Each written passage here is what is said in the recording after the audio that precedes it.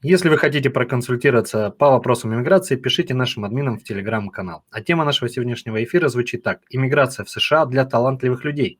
Как получить визу EB-1A для граждан, выдающимся способностями.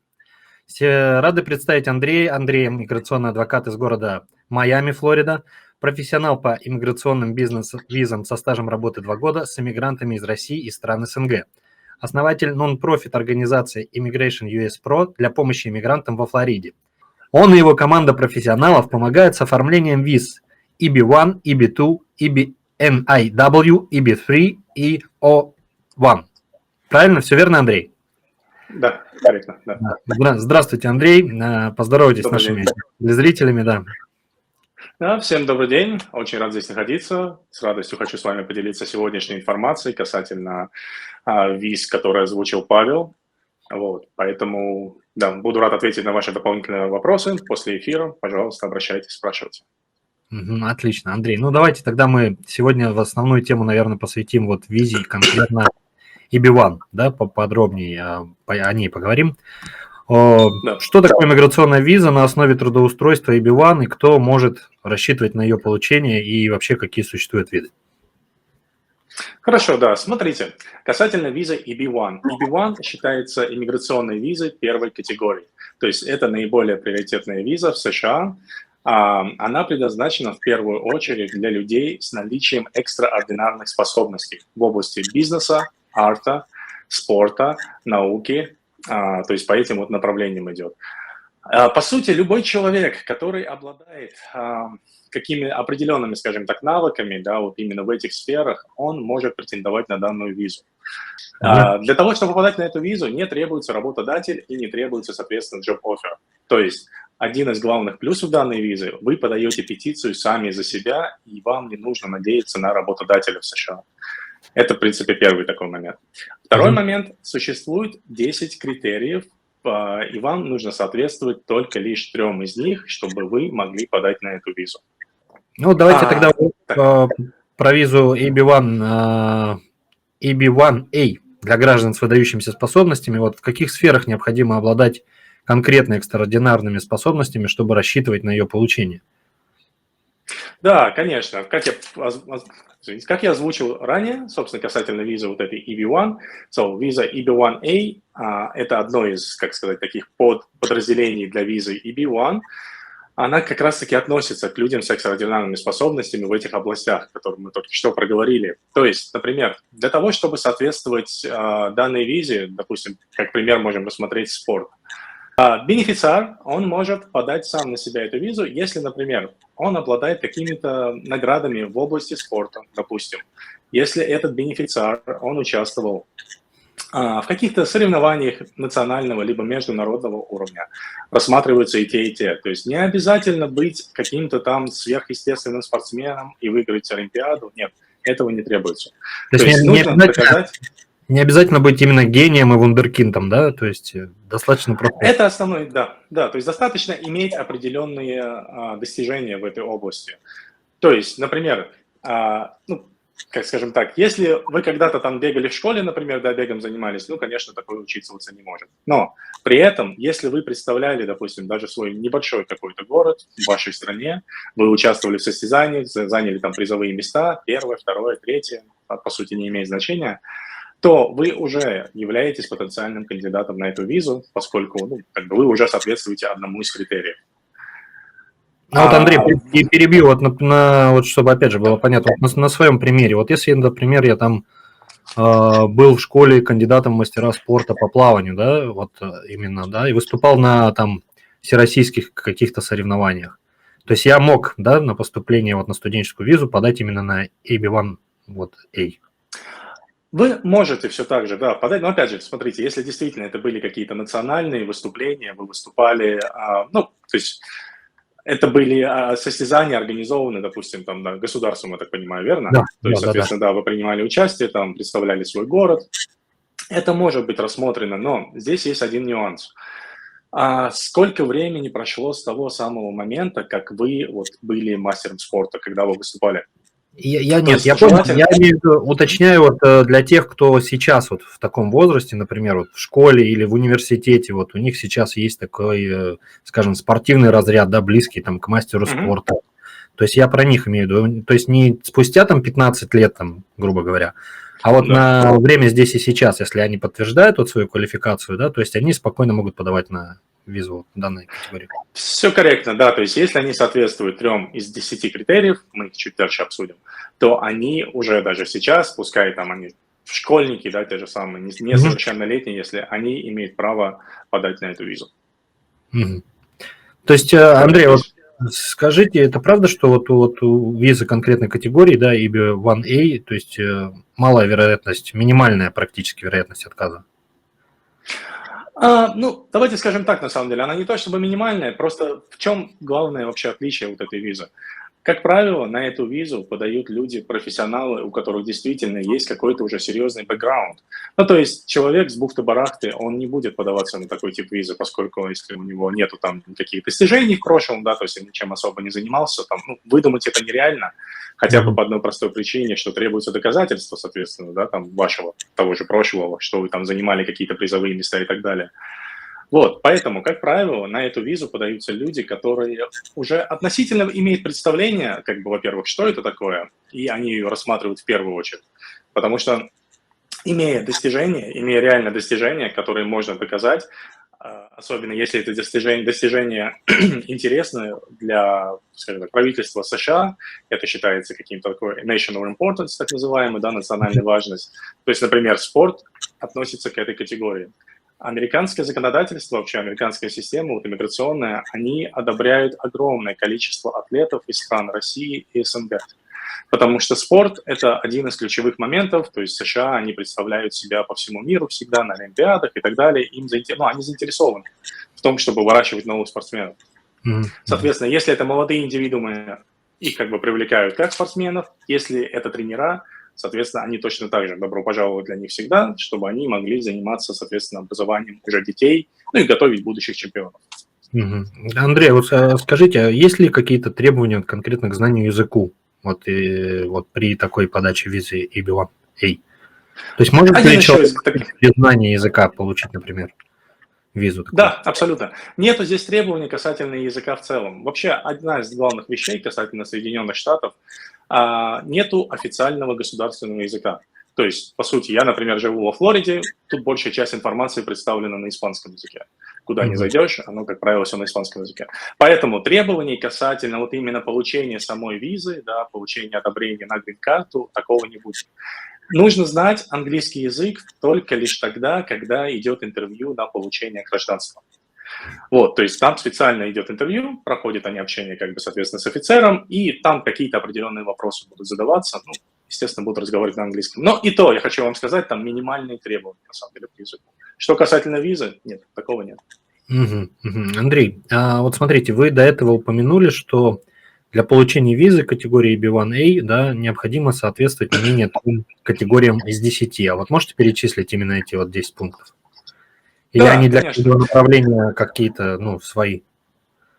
Они в целом идентичны, по большому счету, то есть, по сути, каждый пункт его можно адаптировать конкретно под вашу специальность, скажем так, под науку, да, будь то спорт, то есть это, в принципе, они такие пункты, их можно адаптировать.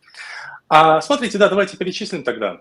Значит, пункт номер 1 – это получение национальных и международных призов, гранат, наград за какой-то там выдающиеся способности в вашей области.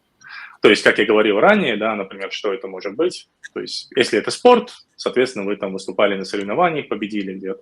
Если это наука, вы сделали там какое-то открытие, могли написать какую-то статью очень важную. Там, какие-то олимпиады, да, по разным дисциплинам. Олимпиады, да. Плюс бизнес, если касательно бизнеса, точно так же на самом деле. То есть, что касательно бизнеса, награды могут быть за ваш вклад, да, то есть ваш бизнес внес там вклад, я не знаю, в развитие экологии, допустим. Ну, образно говоря, да, это просто такой грубый пример. Вот, то есть такие вещи могут учитываться как призы.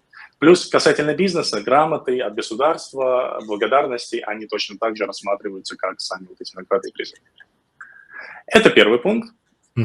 Второй пункт – это членство в специальных таких профессиональных ассоциациях, которые требуют наличия каких-то вот особых, скажем так, способностей, да, то есть это не просто то, что вы там записались, ну, в какую-то там такую ассоциацию в интернете, просто подали заявку и все.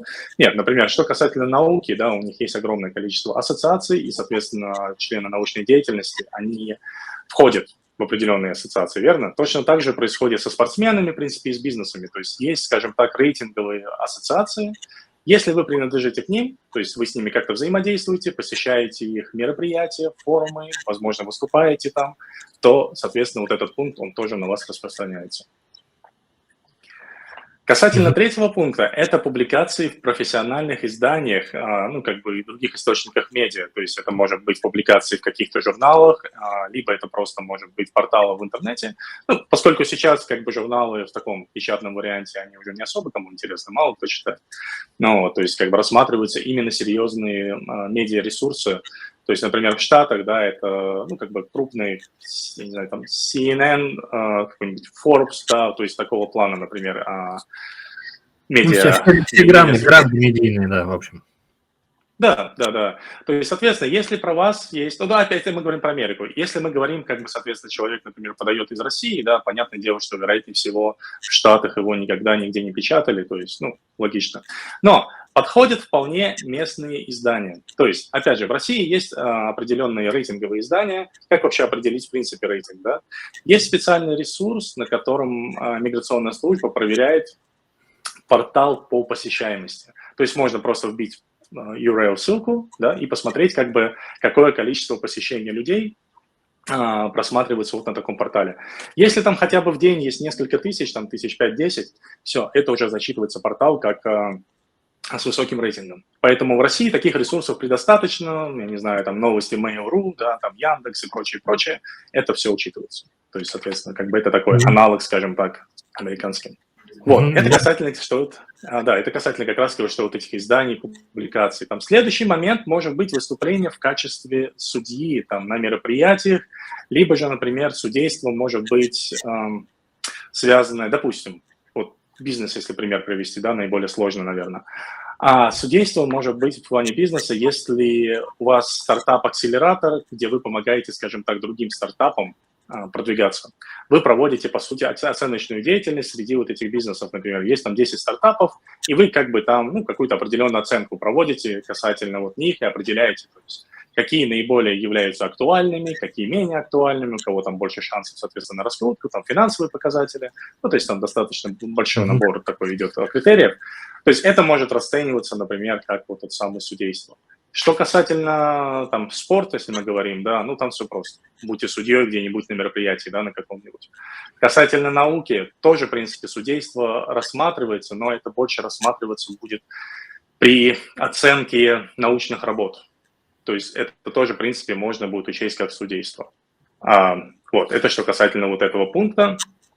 Потом... Также нужно предоставить подтверждение о том, что вы внесли реальный вклад в свою индустрию, как бы, да, вот с чем вы работаете.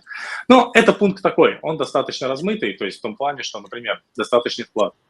Если я спортсмен, я выиграл награды, я представил свою страну, это и есть, по сути, мой вклад. То есть я могу как бы эти данные, да, по сути, брать оттуда же. Научная деятельность примерно то же самое, да, написание мной каких-то статей там, и так далее, это все учитывается, бизнес тоже учитывается. Просто в чем разница? В том, что, например, награды, это конкретно нужно предоставить прям вот награды какие-то, да, там грамоты и так далее, а что касательно внесения вклада, это может быть какой-то результат. То есть если это бизнес, вклад в бизнес был, там, увеличилась выручка, допустим, у компании, да, открылось там новые подразделения какие-то, у них открылись там в других городах и странах, то есть это может рассматриваться, соответственно. Да, то есть вы можете это учитывать. Там, в плане спорта вклад какой ваш? Вы, да, бегуном были, но плюс ко всему вы там начали заниматься, например, тренерской деятельностью. Это точно так же ваш вклад, по сути, в развитие страны. Почему? Потому что вы тренируете новых там, спортсменов на будущее. То есть этот пункт, он, по сути, как бы его достаточно легко приписать в целом к любому кандидату, поскольку в любом случае вклад какой-то у вас в эту деятельность есть. Шестой пункт – это написание вами статей, каких-то профессиональных статей, ведение колонок в журналах, либо же, опять же, там, в интернет-изданиях. То есть, если вы сами являетесь, ну, это не то чтобы блогерство, да, это больше вот именно как бы вы пишете конкретные, ну да, блогерство, по сути. Вы пишете какие-то статьи в интернете, вас где-то там размещают, это идет как отдельный критерий. То есть, если вы что-то когда-то там где-то постили, да, от своего имени, там, касательно какой-либо темы, например, по спорту, там, вы могли написать что-нибудь про спортивную одежду, допустим, пост какой-то сделать, либо там статью про там, удобную обувь для бегунов. То есть, опять же, это как пример. Обзор, наука, бизнес. обозреватель, да. Да, то есть такого вот плана, если вы выступаете в качестве обозревателя, то есть это точно так же может учитываться как один из критериев по вашей деятельности. А потом есть момент такой, пункт, вот он не ко всем, скажем, тогда все-таки относится, это участие в художественных выставках. Но что это такое? В первую очередь, конечно, это относится к арту, да, то есть, которые представители арт, они... Что такое вообще в целом арт? То есть это не только там, что картины рисуют. Да, ну то есть это не только то, картина рисует, но, например, дизайнер одежды, он точно так же относится к арту. То есть его представление будет на выставках, это его коллекция в магазинах, то есть это будет учитываться как его представление. Арт-директор ночного клуба не относится сюда?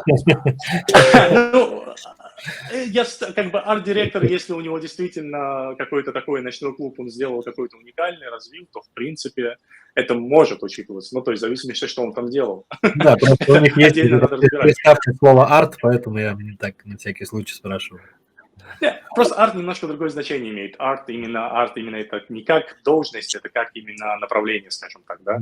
То есть арт это что? Это художественный, соответственно, да, это может быть, вот как я сказал, там дизайнерские какие-то вещи разрабатывают и так далее.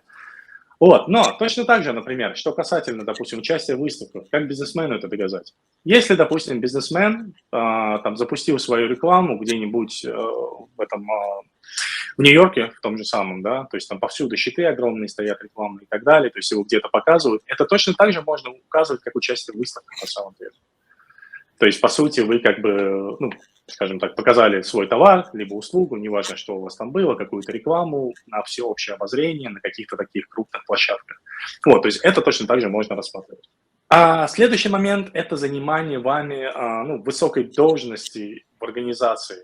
Тоже такой пункт, который, в принципе, он может быть применим, ну, по сути, наверное, ко всем, по большому счету. Как правило, эти кандидаты, эти люди, которые хотят подать на данную визу, у них есть большой список заслуг, в том числе они явно были или до сих пор занимают должности высокого уровня в качестве директоров, да, либо вообще там, в принципе, владельцы бизнеса, то есть они, как правило, к этому относятся. Вот, то есть высокая должность, подтверждение, как это вообще в принципе делается, как это доказать, то есть это рассматривается на основании резюме кандидата. То есть кандидат, он пишет, что я работал там за последние 10 лет, допустим, да, в таких-то, таких-то компаниях, на таких-то должностях. Подтверждается это дополнительно письменными рекомендациями от его бывших коллег, подчиненных, партнеров, боссов. То есть, соответственно, люди, которые каким-то образом с ним там взаимодействовали на разных уровнях. Не обязательно, чтобы это было именно прям CEO компании крупной. Нет, это может быть просто его коллега. Этого вполне достаточно на самом деле. То есть, каким образом можно доказать, что ваша должность, как бы она была высокого уровня. Плюс ко всему, в США есть специальные базы, в которых, в принципе, можно посмотреть, как бы, должности, ну, как бы, какая должность к какому уровню относится. Они, эти базы, в принципе, идентичны с Россией в этом плане. Ну, имеется в виду, что там, не знаю, арт-директор, да, как вы сказали. Арт-директор, он и здесь как бы арт-директор, это будет, считаться такой именно уже ключевой, скажем так, должностью в организации, да. Там CEO, в России тоже CEO. То есть они по большей части пересекаются между собой, поэтому это один из самых простых пунктов, которые можно доказать. Это вот связанный именно с заниманием этой должности. Следующий момент, 9-й пункт, это уже касательно идет высокой заработной платы. То есть что это вообще, в принципе, обозначает? То есть, по сути, вам нужно доказать, что ваша заработная плата, она была выше в среднем, чем в среднем по рынку. То есть, например, опять же, как это доказывается, да, такой момент его доказать несложно на самом деле. Соответственно, в каждой стране, я точно знаю, по крайней мере, в России, это есть, проводится исследование по рынку заработной платы, да, и можно посмотреть, что конкретно такая-то должность, какая вот средняя медиана есть, сколько люди зарабатывают денег. Ну и, соответственно, вы как бы указываете себе зарплату именно, то есть так не то чтобы рисуете, но, как правило, занимая вот эти все должности, уровень зарплаты он достаточно высокий. То есть, как правило, ваш, как сказать, поскольку там средняя медиана показывается, то ваш личный уровень зарплаты плюс дополнительные бонусы, плюс, возможно, у вас есть какие-то там еще проекты дополнительные, он будет выше, чем вот эта средняя медиана. Просто, опять же, в России надо брать там по городам, например, да? Одно дело Москва, регионам, да, совершенно правильно. Все верно, да, то есть от региона к региону это может варьироваться, поэтому такой пункт, его как, ну, его достаточно легко на самом деле тоже подогнать именно под вот, я извиняюсь за это слово подогнать, да, то есть оно самое оптимальное, наверное, именно вот подвести, скажем так, да, под как бы этот критерий. И Собственно, финальный, и да, и 10-й – это доказательство коммерческого успеха в искусстве называется он. Но, опять же, на самом деле это не только искусство. Как раз-таки коммерческий успех – это он частично относится к вкладу в индустрию. То есть то, что мы до этого говорили, да, например, то есть если вы бизнесмен, то у вас там выросла выручка, например, по сути, есть ваш вклад в индустрию, там новые сервисы стали предоставлять. Это и есть ваш вклад. Коммерческий успех в данном случае, ну, как бы это финансовые результаты будут, по большому счету. В искусстве то же самое, да, то есть там, если вы представляли какие-то выставки вели, там картины продаются, вот он ваш коммерческий успех, либо там нашли большое количество инвесторов каких-нибудь. Бизнес то же самое, стартап там, например, ваш, инвестирование в ваш стартап, коммерческий успех. В науке, я думаю, это несколько сложнее в плане коммерческого успеха, но все-таки наука это немножко на другое направлено, поэтому я не думаю, что этот пункт можно как-то прям конкретно применить к научной деятельности, то есть это не просто будет. Что касательно спорта, то же самое. Коммерческий успех заключается в том, что, выиграв соревнования, вам государство там подарило квартиру, машину, заплатило денег, ну, как бы вот такого плана. То есть вот эти, да, 10 пунктов, да? Да, это вот те самые 10 пунктов, на основании которых можно претендовать на данную визу. Да, поэтому вот, дорогие телезрители, если у кого-то из вас есть не менее 3 пунктов из перечисленных 10, по которым вы подходите, да и вообще, если вам интересна эта тема, можете проконсультироваться по вопросам получения данных виз у наших админов в Telegram-канале. Андрей, вот давайте тогда подробнее пройдемся по каждому из этих вот требований. Вот получение национальных или международных призов. Что же считается национальной или международной наградой для категории рабочей визы, в первой очереди EB-1A? Да, конечно, хорошо, давайте пройдемся по этому списку. Смотрите, да, то есть что вообще считается национальной наградой? Это может быть какие-то документы, подтверждающие критерии получения данной награды. То есть что там должно быть? Там должно быть указано количество человек, принимавших участие в соревновании, соответственно, сколько людей там за это боролось. Это может быть письмо от комитета по наградам, да, с указанием, соответственно, как бы фактов того, что это действительно было состязание среди какого-то определенного количества людей, не только где вы там один были, да, и сами себя представляли. Понятное дело, такое не пройдет. А второй пункт – это может быть по масштабу. То есть в зависимости, как бы, какого рода это было соревнование, национальное, либо это было международного уровня.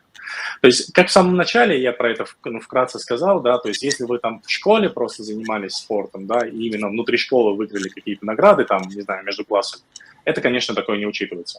Национальное именно, да, где вы представляете свой город, либо свой клуб на национальном уровне, либо на международном уровне, соответственно. То есть это тоже может быть, соответственно, как подтверждением самого доказательства. А также нужно понимать, что нужно определять как бы критерии самого приза, то есть критерии самых призов, критерии участия и критерии ограничения, скажем так. То есть вообще, что это такое в целом? То есть соревнование, скажем так, оно, если это вот специфический, допустим, тип спорта, то это соревнование, оно должно быть, как бы, ну, то есть должны участвовать в нем именно люди, занимающиеся этим спортом. То есть не сборная солянка какая-то, да, где там просто все бегут, там, я не знаю, какое-то что-то любительское такое непонятное. А именно просто конкретно, скажем так, люди, вот занимаюсь я там армрестлингом, я представляю свой клуб в армрестлинге, я не представляю свой клуб в бегу, да, или в теннисе, например. Ну, поняли, да, то есть, соответственно, там рассматривается также сам бэкграунд конкретного спортсмена, то есть, чем он раньше занимался. Ну, то есть, будет большой вопрос, если он был там армрестлингом занимался до этого, выиграл соревнования по бегу, это как бы не совсем корректно. То есть, чем ты занимался, в том себя дальше развиваешь. То есть, это также может быть одним из доказательств. Можно подтвердить это таким образом. То есть, если иностранцу там, с выдающимися способностями присуждались как раз-таки какие-то национальные либо международные награды.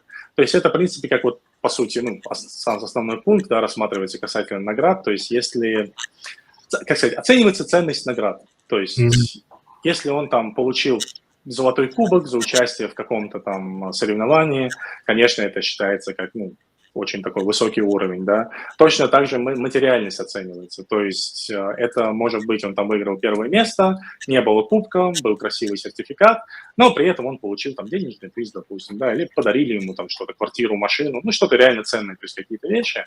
Вот, это можно как бы прикладывать точно так же в качестве доказательств.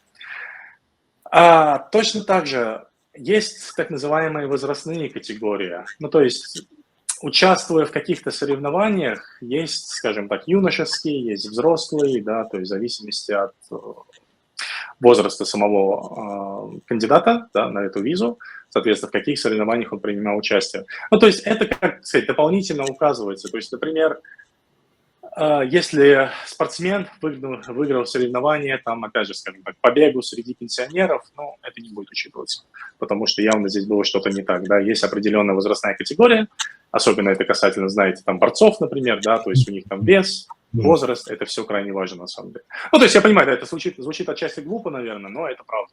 То есть такой вариант, чтобы просто подстроить, выиграть какое-то соревнование таким образом, обыграть детей либо стариков, ну, соответственно, такой вариант не будет учитываться. То есть нужно, по сути, точно так же предоставлять доказательства, как бы вот это будет либо это письмо от этого комитета, да, либо описание самого мероприятия, в котором указываются возрастные ограничения и, возможно, даже ограничения по полу, там, мужчины, женщины и так далее. Вот. Это, если коротко, то, что вот относится к самим доказательствам. А вот что, Андрей, не считается национальной или международной наградой для EB1A? Да, это вот, как я тоже, в принципе, вкратце уже озвучил про это. Это, например, полученные какие-то награды на студенческом уровне, как я вам говорил, да, участие в соревнованиях между школами, оно не будет, ну, как бы, это не учитывается, либо просто внутри школы, это не тот уровень. В институте, если вы там тоже выступаете. Ну, к сожалению, да, то есть, как бы, такой вариант нет, это не учитывается ни в коем случае. Также не учитываются гранты, поездки и стипендии для дальнейшего обучения. Ну, то есть, что это такое, да, как бы вы не можете приложить грант этот или там оплату дальнейшего обучения в качестве доказательства того, что вы получили какой-то серьезный приз. Ну, то есть это тоже по большей части относится к студентам. То есть ваше дальнейшее обучение, если вы собираетесь сделать, это не выступает критерием в качестве награды, да, либо в качестве получения какого-то там денежного приза и там, то есть, ну, в этом плане.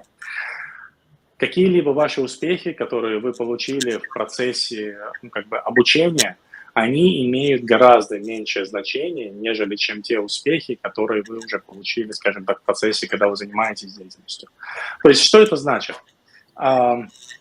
Когда вы просто тренируетесь, да, как бы вы школьник, скажем так, то есть если мы возьмем, давайте возьмем так, школьник, который участвует на соревнованиях каких-либо, да, то есть уже представлять начинает там свой город, допустим, у него шансов все-таки меньше, нежели чем шансов у, как бы сказать, более взрослого человека, который, как сказать, занимается уже полноценной профессиональной деятельностью, он уже там этому не учится. То есть он конкретно выступает, да, там на каких-то соревнованиях, а не до сих пор там проходит дополнительное обучение. То есть это, по сути, уже сформированный, скажем так, специалист.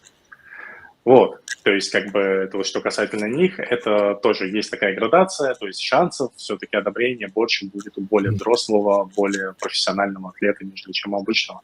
Точно так же, да, я постоянно говорю про атлетов, это наиболее, наверное, простые примеры, но касательно там бизнеса, ну, бизнес к школьникам в целом, его отнести тяжело, то есть там школьник, что он там будет делать, конфетки продавать в самодельной школе, но это не будет учитываться само собой. Да, то есть как бы мы в любом случае говорим здесь уже про профессионалов. Научная деятельность.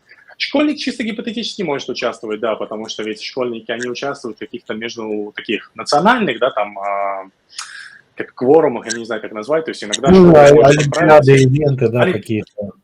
Да, опять же, если это какого-то такого национального уровня, олимпиада, где действительно школьник там рассказал что-то новое, сделал какое-то открытие, скажем так, именно открытие. То есть если он просто выиграл олимпиаду по математике, ну, увы, этого недостаточно.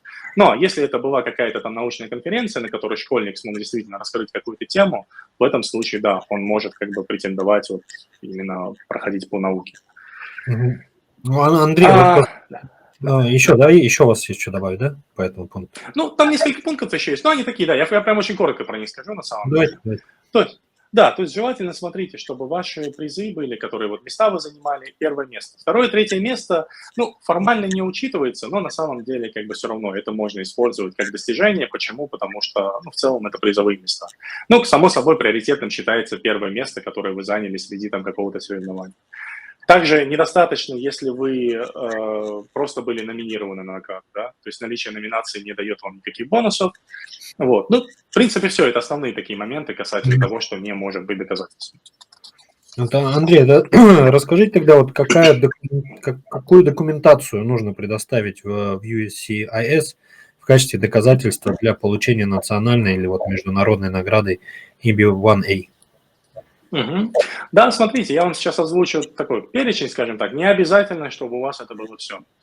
Достаточно одной-двух во многих случаях, ну, как бы подтверждающих, что действительно у вас там есть эти там награды какие-то.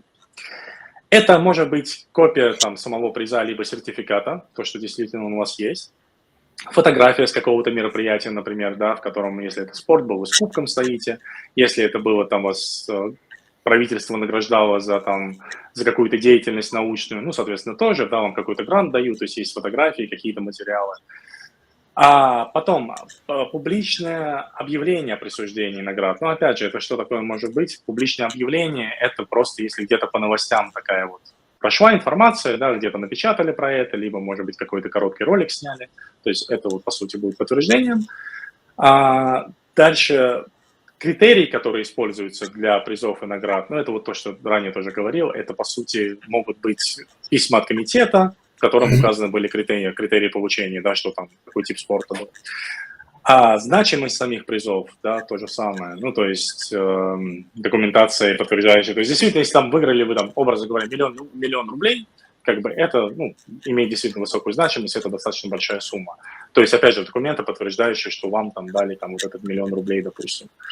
Потом репутация, допустим, если мы говорим про выступление в качестве судьи, то это должна быть какая-то, ну, репутация самой организации, либо жюри. То есть в жюри, как минимум, должны выступать профессионалы в данной области. То есть это не просто какие-то любители должны быть, хотя бы один профессионал должен быть, который непосредственно занимается данной областью. То есть таким образом будет оцениваться как бы и уровень самой команды жюри. Ну, либо же, если это организация, то, опять же, проверяется уровень самой организации. Да, то есть насколько это, как сказать, национально принятое, насколько вот высокий рейтинг у данной компании. Точно так же учитывается, какое количество призов и наград вручалось там ежегодно, да, то есть, ну, соответственно, чем, скажем так, меньше наград присуждала организация, тем это более считается емким. Почему? Потому что если там организация присуждает там 1000, там 2000 наград ежегодно, ну, просто возникает вопрос, да, что там за такие соревнования происходят, откуда они все берут. Регулярные, постоянные. Такие есть. Да, то есть плавание в ластах есть такие соревнования, у них очень много чемпионатов. Ну, то есть это можно рассматривать, но просто это, как сказать, оно меньший вес дает при рассмотрении кейса. То есть лучше, чтобы это было какое-то что-то уникальное соревнование, да, ну, в котором вот участвовали там люди с этими талантами. И также, в принципе, последний момент на самом деле, ну, это касательно вот и СМИ, да, то есть, опять же, чтобы это вот была максимальная публикация в СМИ, насколько это возможно, чтобы печатали в журналах где-нибудь, на телевидении про вас сказали, по радио, то есть такого рода доказательства. То есть это вот, в принципе, вот те самые документы, которые могут применяться для вот подтверждения того, что вы соответствуете.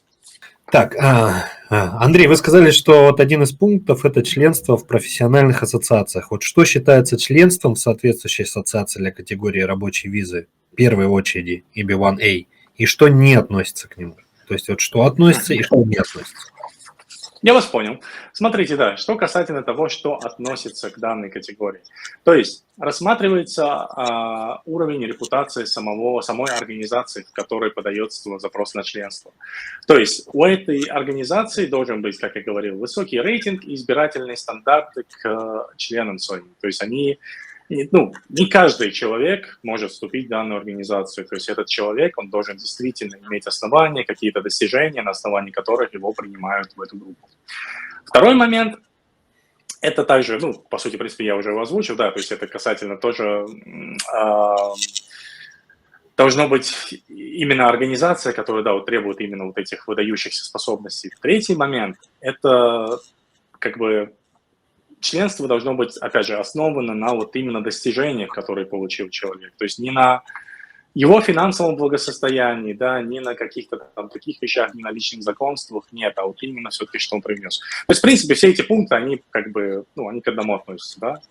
Уровень организации, он должен быть достаточно, организация рейтинговая должна быть, у них должны быть основные документы, на основании которых они рассматривают кандидатов, соответственно, ну и должны они принимать кандидатов только вот в соответствии со своими этими стандартами. Если это научная деятельность, туда не может поступить кто попало. Там должен быть именно человек, который заслужил членство в данной организации и может представлять ее на официальном уровне. Это вот что касательно самих вопросов. Да. Вот конкретно по этому пункту еще раз давайте скажем, какая документация нужно предоставить USCIS в качестве доказательства членства в соответствующей ассоциации. Конечно, да.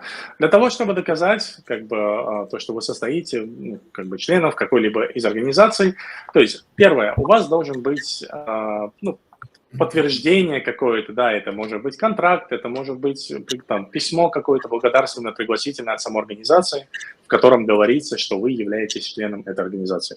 Как правило, у каждого члена организации у него есть свой специальный номер, там есть дата вступления, есть там дата окончания и так далее. То есть это один из основных моментов.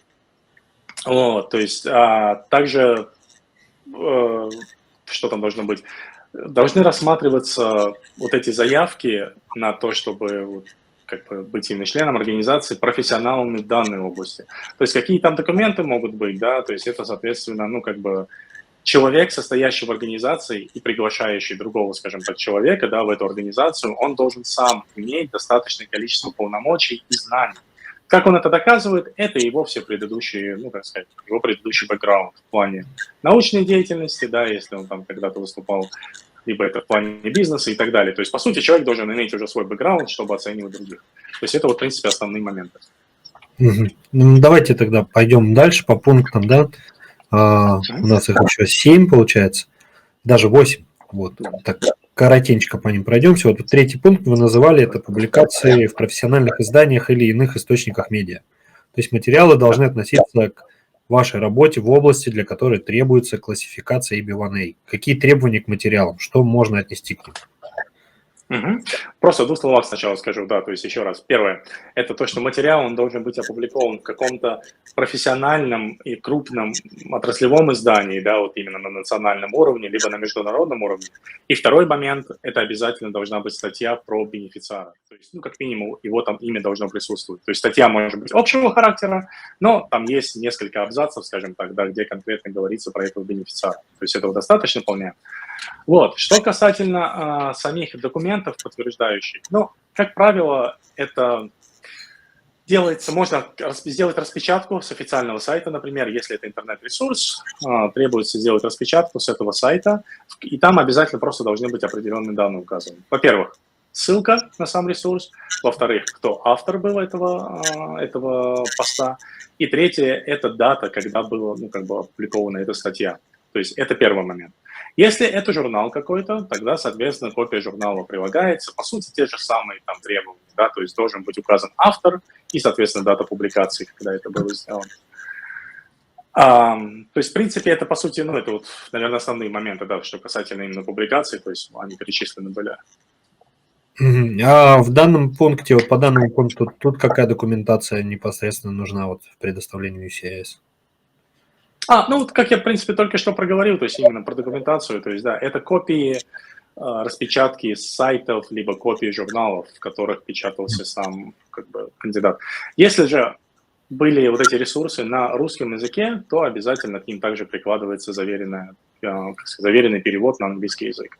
То есть идут как бы материалы на русском языке и на английском. Если это сразу на английском было, то перевод не требуется. Понятно.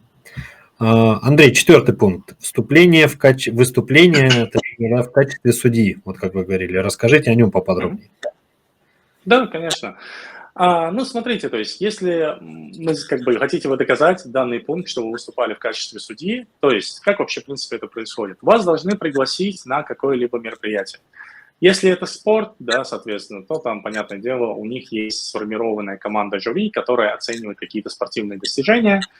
Доказать это каким образом можно? То есть когда приглашают жюри, обязательно делается, ну, скажем так, определенный документ, да, какой-то стейтмент специально делает организация, в котором она прописывает имена людей, которые участвуют в этом жюри, их должности, соответственно. Положение, аккредитация, оргкомитеты, вот это, да, вы имеете в виду? Да, то есть в этом плане именно. Они как бы указывают конкретно, что это за люди, потому что кто попал, это, как говорил, он не может быть членом жюри, ну, то есть не может. Ну да, я не могу там спорт. дома, грубо говоря, напечатать сейчас в Word бумажку, что вот там я судья там дворового матча, и мне это все показывает.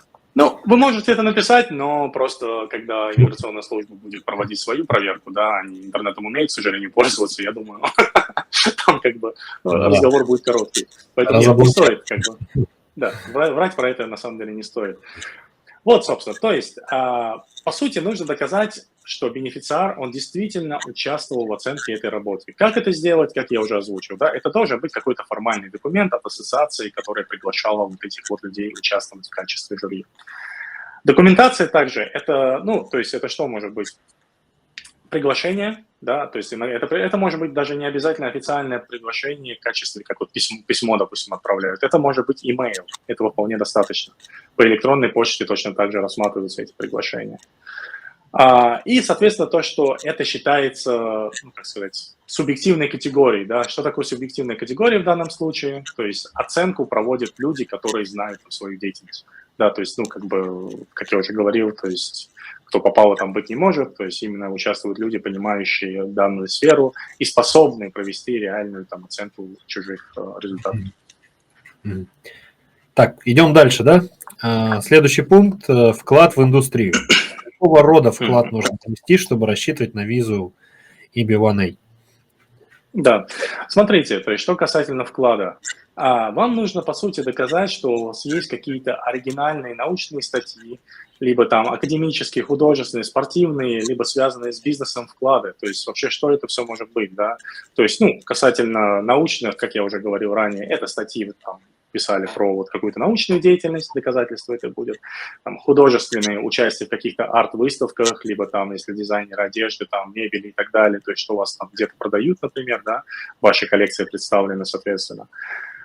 Спорт, ну, тоже как про спорт мы уже проговорили, подтверждение этого участия в ваших каких-то там состязаниях. Ну и, соответственно, в плане бизнеса, то есть вклад в индустрию, это может быть, то есть именно если про индустрию говорим, это скорее будет благодарность со стороны ваших клиентов, то есть вы, допустим, ваш бизнес помог там клиентам выйти там на новый уровень с их бизнесами, да, или улучшить качество жизни. Либо вы получили там награду от государства, например, от международной организации за вклад во что-либо. То есть это, в принципе, вот как именно подтвердить ваш вклад в саму индустрию. Либо же, если мы говорим как про физлицо отдельно, это точно так же сюда по поводу бизнеса можно вписать ваш вклад, то есть к этому пункту его тоже можно приписать, именно какой вы вклад конкретно сами сделали в этот бизнес, да, то есть ваш вклад был, ну, то есть вы вывели его на новый уровень, например. Там, ну да, много людей, разные проекты. Наработал стратегию развития, да, сделал масштабирование там этой компании и так далее. Все верно. Так, ну по этому пункту вроде тоже все понятно. 6-й пункт – публикации профессиональных статей самим заявителем. Что считается доказательством авторства бенефициара научных статей для EB-1A? Этот пункт, он отчасти пересекается как раз-таки с распространением информации о бенефициаре в журналах, там, либо в интернет-изданиях. То есть, по сути, просто в этом случае, в чем отличие, сам бенефициар, он ведет какую-то колонку в журнале. То есть, опять же, например, если мы говорим про SME ресурс, это должен быть какой-то достаточно крупный рейтинговый ресурс, не просто там на деревне у бабушки, да, там какая-нибудь газетенка, этого будет недостаточно. Это, то есть, должен быть национально признанный как минимум ресурс, где его, собственно, печатают. Вот, то есть сам кандидат на визу, он может вести различные блоги, например, там, да, на каких-то определенных ресурсах. По спорту, либо он там рассказывает по бизнесу, там бизнес это может быть даже рассказывает он про криптовалюту, например, да, там про вот такие вещи, это тоже по сути все к бизнесу относится. Что касательно арта, ну это еще проще даже, да, то есть он пишет там, показывает фотографии своих работ каких-то, если дизайнер был, показывает там фотографии там одежды и так далее.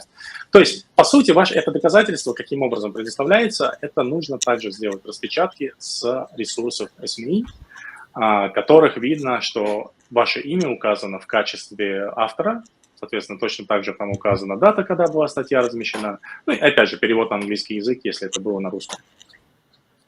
В целом, да, все понятно. 7 пункт. Работа была показана на художественных выставках или витринах. Что считается свидетельством вашей работы на художественных выставках или витринах? Да, в первую очередь вы должны действительно доказать, что это ваш продукт. То есть то, что вы представляете, это действительно было сделано вами.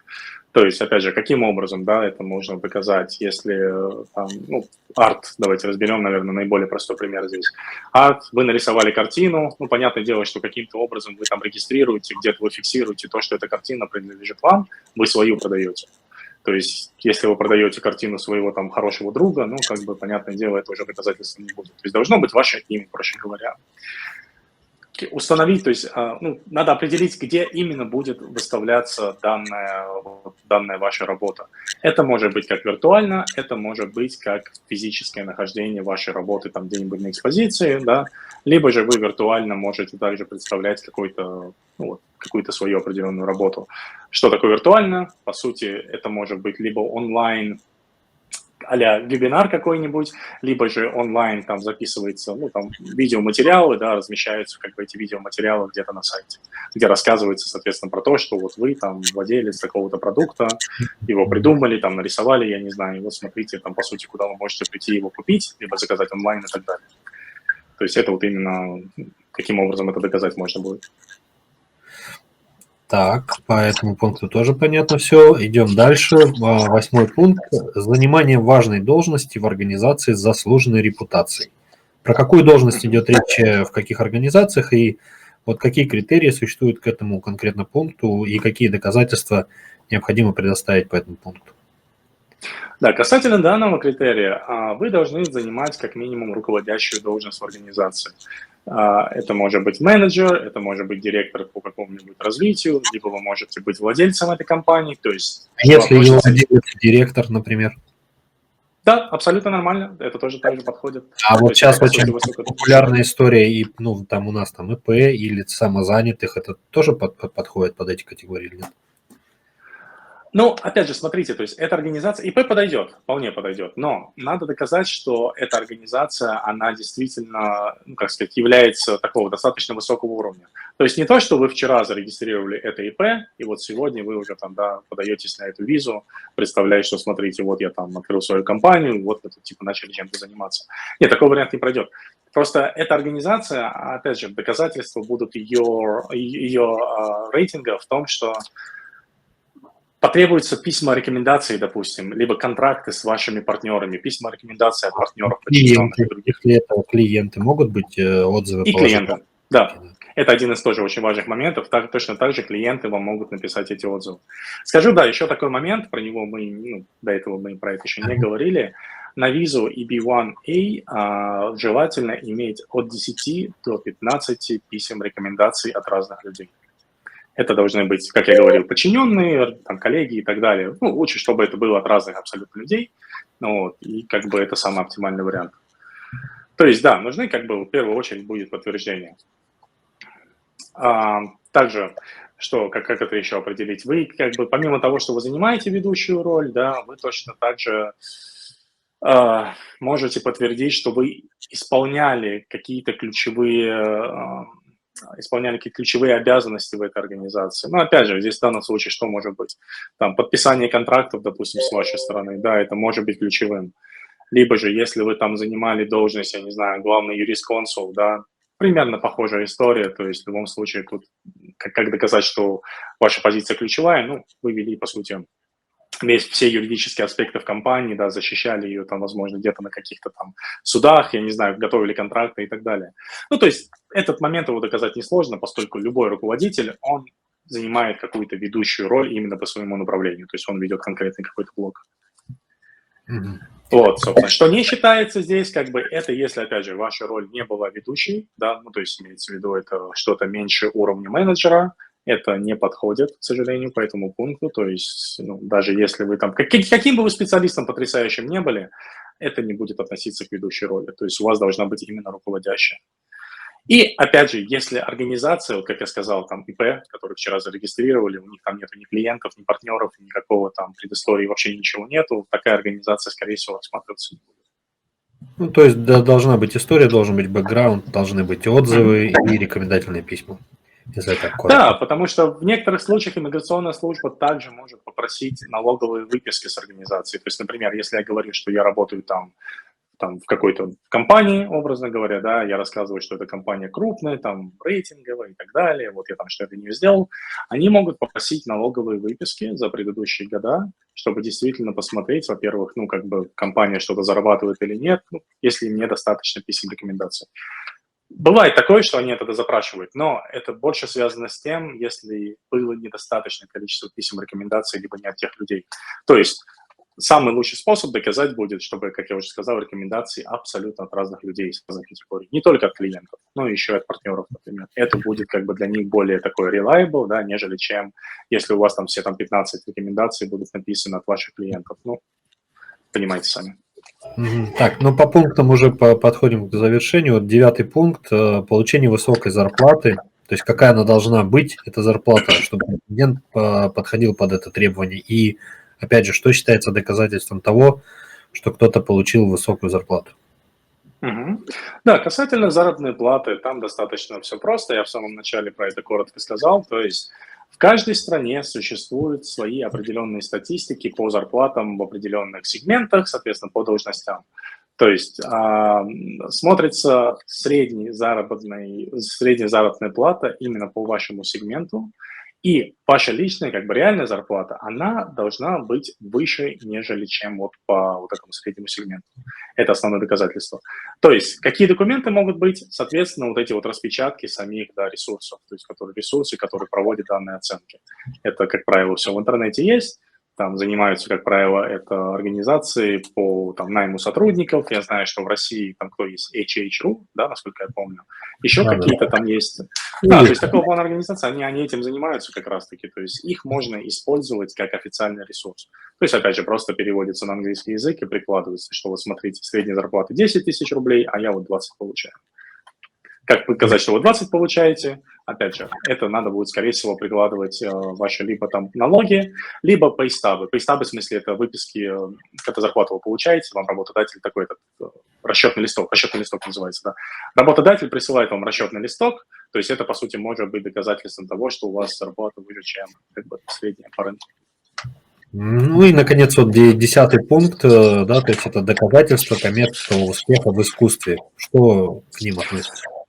Да, то есть это пункт такой, он на самом деле относится он не только лишь к искусству, он относится, в принципе, почти ко всем этим категориям. Коммерческий успех – это что есть как бы сколько фирма, сколько вы, да, там, либо помогли фирме заработать, либо вы для себя сколько заработали, представив свой какой там, продав свой уникальный талант, да. Искусство достаточно просто, нарисовали картину, дорого продали, вот, собственно, да, как бы ваш успех, к этому есть интерес. Дизайнер одежды точно так же выставили свою коллекцию в разных магазинах. Она продается, есть в любом случае статистики, есть какие-то определенные выписки, которые можно также раздобыть, то есть по количеству проданных, скажем так, да, ваших единиц ваших товаров, то есть это, по сути, будет тем самым доказательством. Бизнес, да, здесь достаточно тоже просто. Если вы бизнесмен, это, опять же, как бы как ваша компания выросла. За 2021 год у вас там было 1000 рублей, да, там доход, а вот у вас за 2022 у вас там уже 10 тысяч рублей, да, годовой доход. Ну, то есть, соответственно, как бы это и есть, по сути, ваше доказательство. Какие документы? Самый лучший вариант – это именно официальные налоговые выписки. То есть вот налоги, когда подаются, они переводятся на английский язык, и это представляется как официальный документ. Просто им гораздо больше доверяет иммиграционная служба, нежели чем там распечатают какую-то бухгалтерскую книгу, там еще что-то. Это, ну, могут не принять, могут не рассмотреть. Точно так же коммерческий успех, ну, как я говорил, в науке достаточно сложно доказать коммерческий именно успех, хотя в то же время, если, ну, что это может быть, там, придумал специалист новую систему очистки каких-нибудь там, я не знаю, воды от каких-то примесей, например, да. Ну, то есть, по сути, это связано с наукой. Эта технология внедрена. Это, в принципе, тоже можно рассмотреть как коммерческий успех на самом деле. Ну, по сути. Поскольку, понятное дело, да, что новая технология, она принесет большие изменения, большой вклад там в целом в экономику, во все. Вот, собственно, в принципе, наверное, все на этом. Ну, вот да, мы с Андреем проговорили более подробно про каждый из 10 пунктов. Опять же, обращаясь к телезрителям, да, если вам интересна эта тема, если вы хотите что-то узнать более подробно и проконсультироваться по типу таких виз, пожалуйста, обращайтесь к нашим админам в Телеграм-канал. Но мы идем дальше. И вот, Андрей, следующий вопрос, он такой. Если кандидат подходит под эти 3 из этих 10 требований, да, то он может рассчитывать на визу EB1A. Правильно? И какие дальнейшие действия, чтобы получить визу, к кому обращаться? Все верно, да. Смотрите, здесь есть несколько вариантов. То есть, да, если у вас есть минимум 3 критерия, вы уже являетесь потенциальным кандидатом на данную визу. Следующий этап, первичный, это сбор доказательств. То есть нужно собрать максимальное количество возможной информации по тем пунктам, по которым вы проходите. Да? То есть, например, как мы говорили, коммерческий успех, показать как можно больше документов, подтверждающих контракты с новыми партнерами, показать ваши, не знаю, продажи и так далее. То есть собрать, насколько максимально возможно, действительно документов, показывающих, что вы действительно сделали этот вклад. Это идет первый момент. Дальше, касательно подачи самой петиции. Есть, по сути, несколько вариантов, на самом деле, как это можно сделать. Первый вариант – подача из вашей страны, по сути, где вы физически находитесь. В этом случае подается петиция форма I-140, она подается от вашего имени, поскольку вам не требуется работодатель, то есть вы сами на себя ее подаете. Собственно, к этой форме как раз-таки прикладывается, то есть там достаточно объемный набор документов идет. То есть, чтобы вы понимали, средняя петиция по этой EB1, она где-то 200-250 страниц получается в общем счете. То есть со всеми документами, то есть это такой большой талмуд. Туда прикладываются все доказательства, помимо этого перевода, соответственно, все с русского на английский язык. И плюс дополнительные документы всегда идут такие, как желательно прикладывать expert opinion letter. Что это такое? Есть определенные организации, которые представляют экспертов по разным областям. То есть, что они, по сути, для вас делают? Они находят эксперта по вашей области на основании вашего резюме, ваших писем рекомендаций, вашей деятельности. Этот эксперт, находящийся в Америке, он делает свое заключение, и в котором он говорит, что да, действительно, вы обладаете экстраординарными способностями, и дает рекомендацию для того, чтобы вас одобрила иммиграционная служба на эту визу. Документ этот, по сути, он не является обязательным, то есть далеко не все его прикладывают, но этот документ имеет огромнейший вес, особенно если мы говорим про то, что у вас были в России, допустим, какие-то достижения. Для иммиграционной службы заключение американского специалиста, оно все-таки будет иметь больший вес, чем заключение специалиста за границей. Вполне логично. То есть готовится такого рода письмо, точно так же готовится характеристика самого клиента, опять же, мы это сами все пишем, да, то есть как юристы мы на себя этот процесс берем. Готовится, по сути, описание самой петиции, плюс ко всему заполняются необходимые формы, то есть если сам кандидат, если он один, на него на одного подается только документы, если же у него есть семья, они просто включаются в его эту петицию I-140. То есть члены его семьи, кто могут быть членами семьи, жены, мужья, несовершеннолетние дети до 21 года и не женатые. То есть если у него есть дети, ребенок, который даже младше 21 года и женат, он не может быть включен в петицию. Если ребенку уже случился 21 год, он не может быть включен. То есть критерий младше 21 года и не женаты. Это обязательное требование. Они включаются в этом случае тогда в петицию, и, соответственно, при одобрении их родителю автоматически одобряется им также въезд в США. Огромнейший плюс этого дела – они въезжают в США, они имеют право спокойно здесь идти сразу учиться, они могут также работать, как и их родители. То есть это большой плюс. Отличие ключевое этой визы EB1 – это иммиграционная виза от O1, про которую мы отдельно будем еще рассказывать. Второй вариант есть – подача из Соединенных Штатов. Вообще этот способ, я его гораздо чаще предлагаю, и сейчас я поясню почему. Если вы находитесь в легальном статусе в США, в любом легальном статусе, на рассмотрение на политическое убежище, либо по туристической визе, либо студенческой визе, не имеет значения, то вы можете сделать так называемый adjustment of status. То есть что это такое? Вы можете сменить свою визу. Единственное, существует правило здесь. Нельзя подавать на смену визы в первые 90 дней. То есть, например, вы прилетели по туристической визе в США, И если вы подали документы на смену визы там, в первые 90 дней, все, вам аннулируется ваша туристическая виза, вас выгоняют из страны, на 10 лет вы можете забыть про въезд. Это считается, что вы въехали с иммиграционными намерениями, как бы, ну, в общем, это здесь не любят. Поэтому существует правило 90 дней. То есть вы приехали в Штаты, вы прождали эти 90 дней, на 91-й день подается петиция. В чем ключевой плюс, вообще ключевое отличие подачи петиции там, из США и из России? В том, что если вы уже в США, вы одновременно подаете документы на визу и на грин-карту. И в эту грин-карту включены уже документы, там, разрешение на работу, налоговый номер, да, это Social Security, и так называемый travel document, это, по сути, ну, как бы разрешение на многократный въезд и выезд до того момента, пока вы не получите грин-карту. Как происходит процесс в этом случае? Вы подали документы, как только вам одобряется виза, одновременно с ней одобряется грин-карта. То есть если вы подаете, например, из России, вы этого не можете сделать. Вам сначала надо визу одобрить, и только потом приехать сюда и подавать документы на грин-карту. То есть в плане сроков это все в разы быстрее происходит, если у вас есть возможность это сделать из Америки. Это, в принципе, наверное, основная причина, почему я всем рекомендую всегда, ну, как бы, если есть возможность хоть как-то сюда приехать, да, позволяют финансы, все-таки лучше это делать отсюда. Плюс ко всему, есть еще один очень важный момент. Существует два типа подачи – обычная и премиальная. Что-то в чем разница? Обычная подача – это когда иммиграционная служба будет рассматривать вашу петицию в порядке общей очереди. В связи с огромным количеством петиций процесс сейчас достаточно долгий, то есть рассмотрение может занимать до 2 лет. То есть, образно говоря, подаваясь из России, вы подали на эту визу, вы ждете 2 года, пока они только откроют ваш кейс. Гарантии того, что вас сразу одобрят, нету. Высокая вероятность того, что они отправят вам так называемый RFE, это Request for Evidences. По сути, это запрос на предоставление дополнительной документации. Ну, то есть иммиграционный специалист, каждый иммиграционный специалист, он по-своему видит процесс.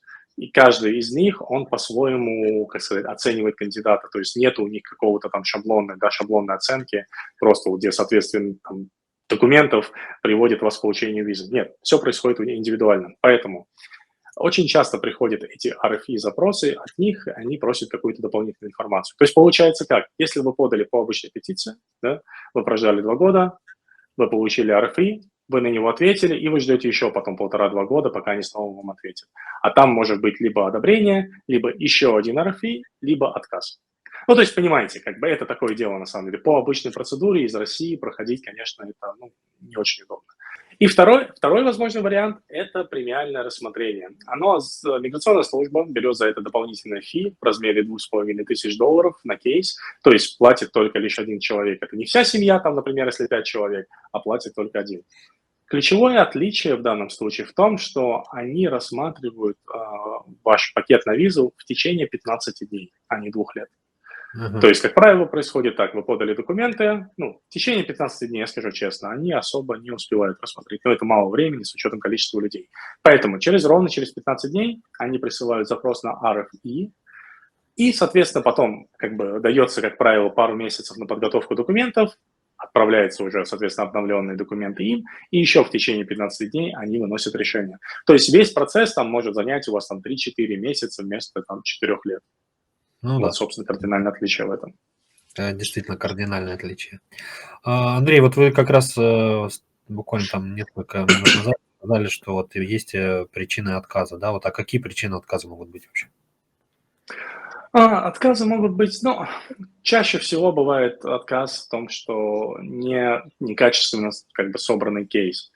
Да, то есть есть определенные вещи, которые люди, если вы не владеете до конца темой, вы можете совершить там банальные совершенно ошибки. Допустим, да, вот вы там прикладываете статью из интернет-журнала, да, где вас там размещали.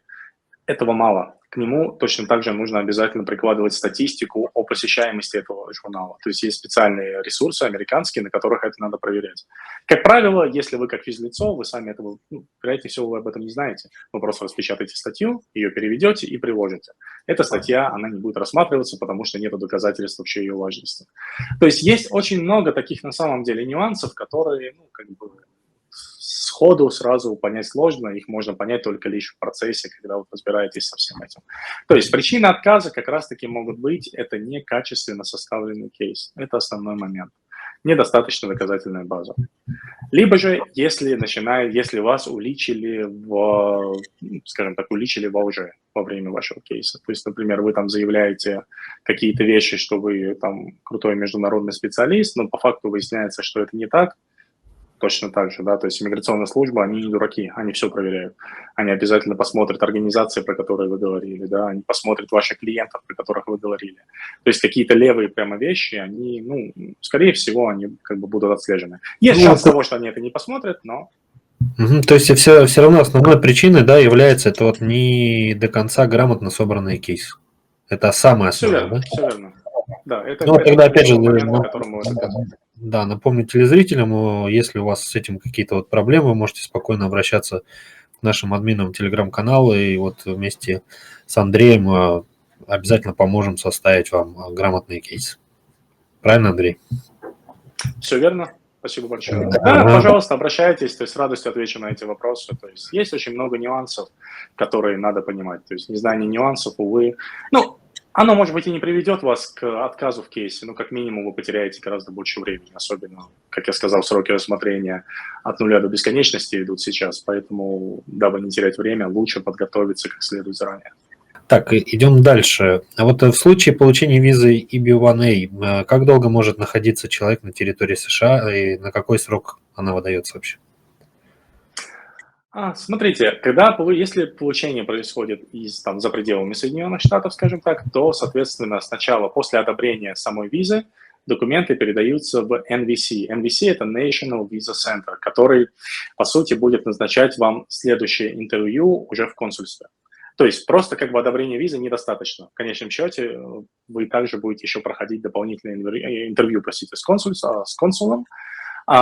Проблема сейчас в чем заключается? В России нету консульства. То есть, соответственно, официально назвали консульством для России, официально выступает сейчас в Варшаве.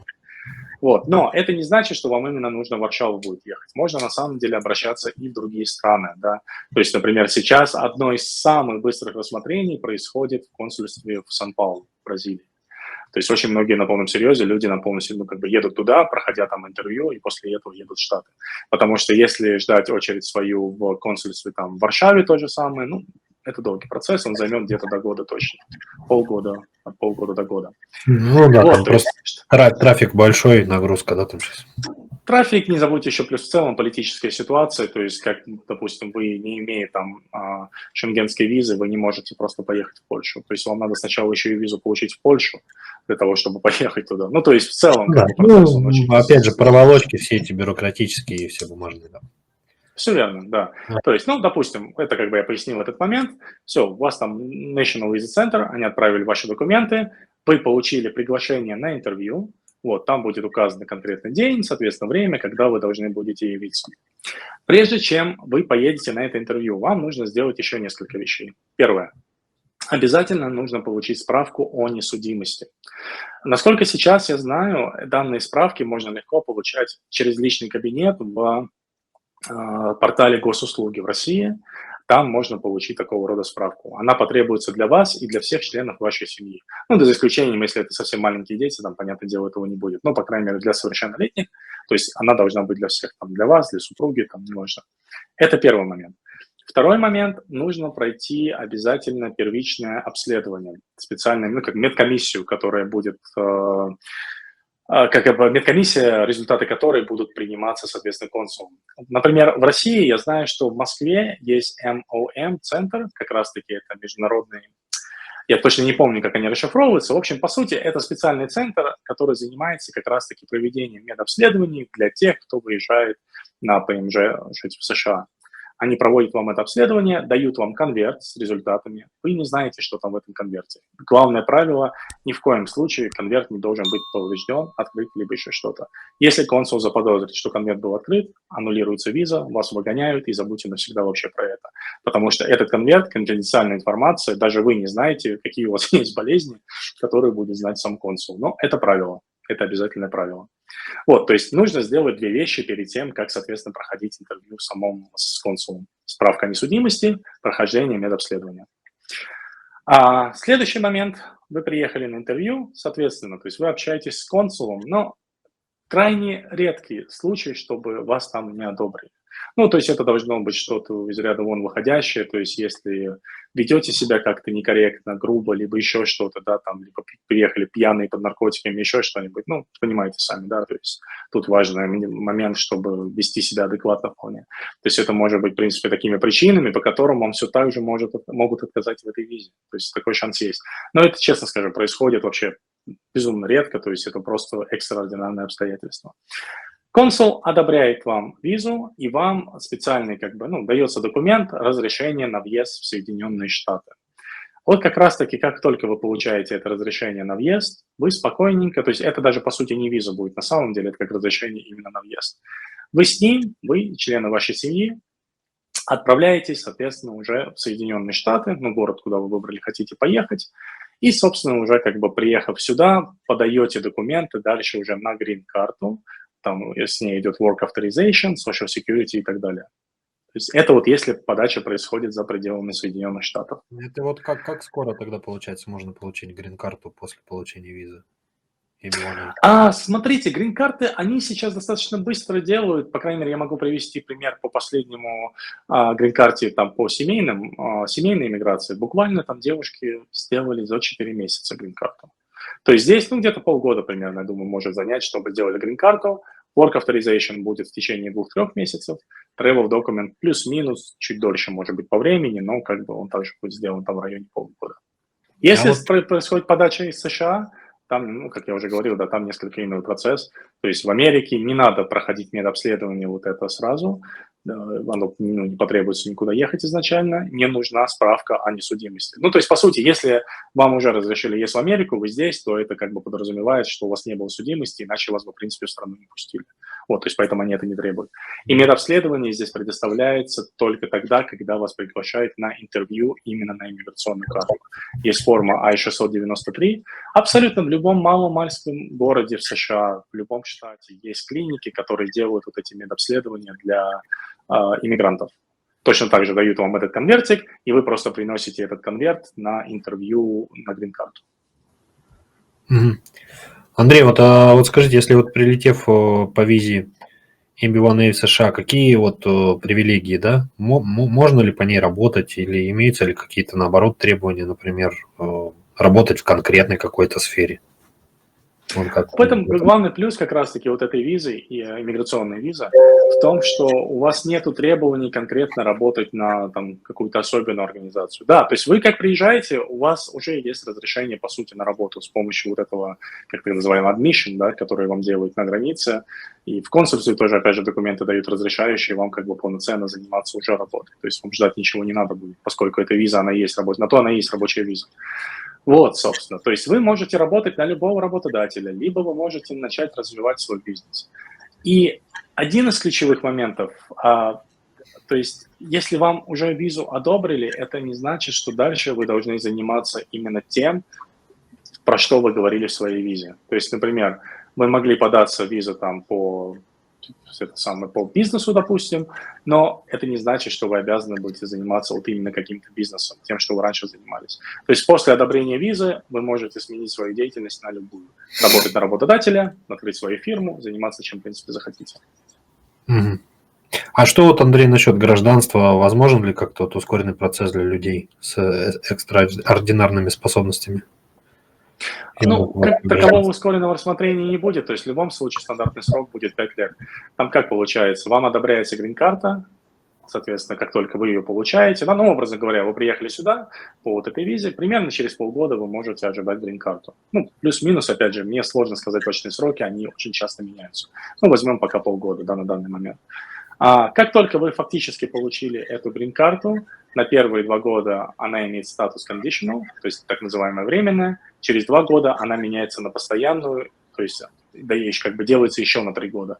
И спустя этих 3 года вы уже подаетесь на гражданство. Но есть определенные правила, которые вы обязаны соблюдать. Вы не можете отсутствовать больше, чем 180 дней за пределами США. То есть, если у вас так получается, что половина года, чуть больше, точнее, даже не 180, а 181 день. То есть, если у вас получается больше полугода вы отсутствовали в США, тогда у вас увеличивается срок ожидания подачи на гражданство на 1 год.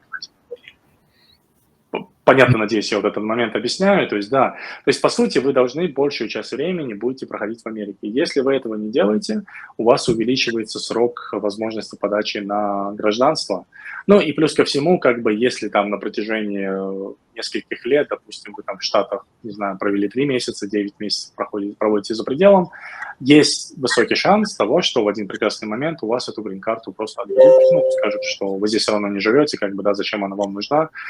Офицер на границе имеет такое право. То есть грин-карта может быть изъята в любой момент. Поэтому нужно следовать вот этим правилам. Если вы уже гринку получили, то постарайтесь на протяжении следующих 5 лет четко следовать этим инструкциям.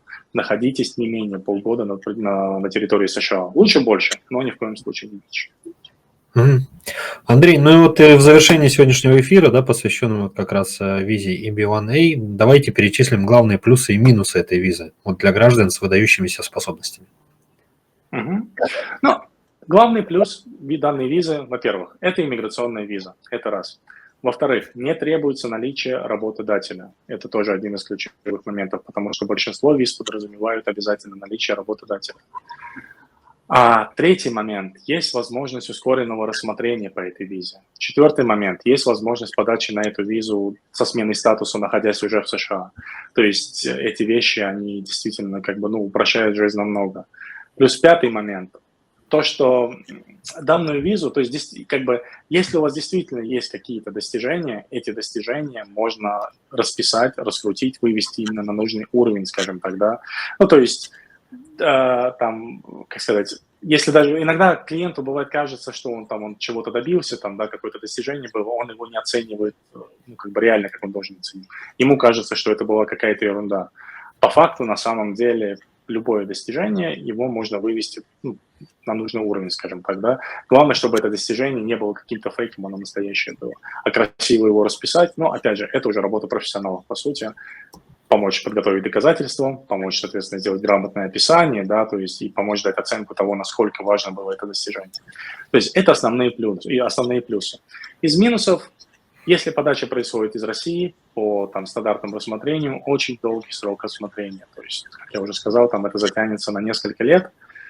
Также, если вы действительно, у вас нету каких-то там экстраординарных способностей, никогда не было, реальных доказательств не было, это также будет минус, почему, вы не можете подать на эту визу, вам, скорее всего, откажут. Есть маленький шанс одобрения, сами понимаете, да, то есть, когда кейс фейковый изначально, он уже понижает вам шансы на получение.